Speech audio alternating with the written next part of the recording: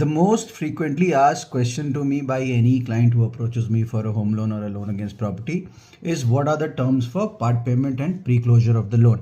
So please remember, whenever an individual takes a floating rate of interest home loan, floating rate of interest means your rate is linked to the RBI repo rate, and whenever the RBI repo rate changes, goes up and down, your rate also changes.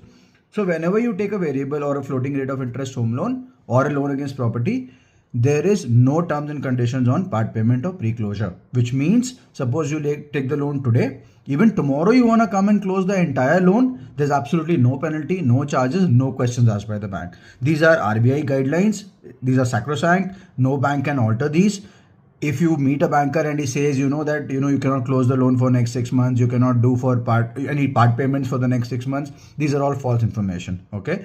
The true information is you take the loan today, tomorrow you want to come and part pay, close the loan, there's no penalty at all. No terms and conditions around it. So which means suppose you take a 1 CR loan today and 10 days later you get your bonus of 20 lakh rupees and you want to come and part pay the loan, you can do that. And whenever you do that, the bank will ask you whether you want to reduce your EMI or you want to reduce your tenor. So it's on you whether you want to, reduce which of the two burden. But the bank also, the RBI mandates all the bank to ask this to the customer, whether he wants his tenor to be reduced or EMI to be reduced. So ensure every time you're doing a part payment, you are advising the bank what needs to be really done to his existing loan terms. Same applies for, businesses who are taking loans. So if you are an SME and you have an Udyam certificate, please provide Udyam certificate to the bank, because when an SME takes a loan against property or a commercial property purchase loan, you will usually see the pre-closure charges because it's the name of the company. So you will see the pre-closure charges in the loan sheet.